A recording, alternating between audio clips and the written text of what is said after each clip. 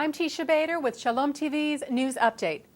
Reuters reports that former Senator Chuck Hagel told a Senate panel considering his nomination to become the next Secretary of Defense that he backs U.S. policy of preventing Iran from acquiring a nuclear weapon and that all options, including a military one, must remain on the table. Hagel also voiced his support for the U.S.'s commitment to Israel's security, saying, "I will ensure our friend and ally Israel maintains its qualitative military edge in the region."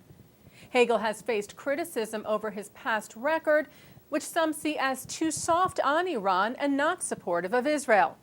Shortly after Hagel was nominated by President Obama earlier this month, he said his record shows unequivocal support for Israel and that critics have misrepresented his views.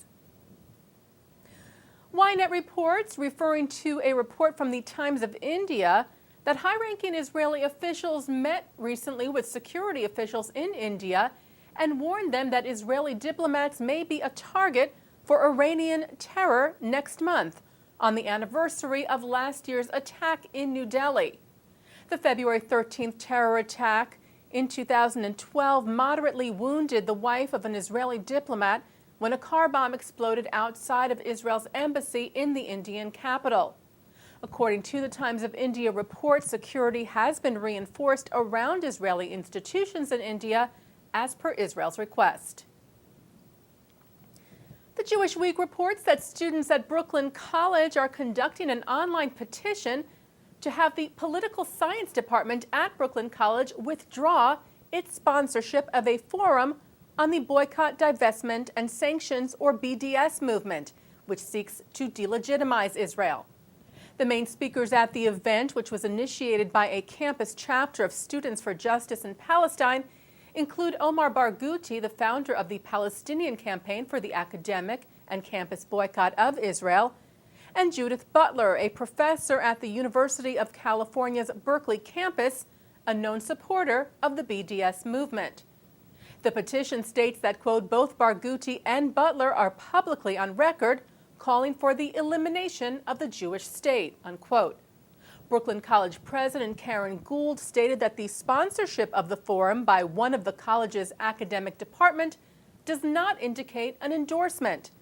However, several Jewish organizations disagree, among them the Anti-Defamation League, whose New York Regional Director Ron Meyer wrote a letter to Gould saying the conclusion that a Brooklyn College department's co-sponsorship of an event does not represent implicit endorsement by the college is inescapable.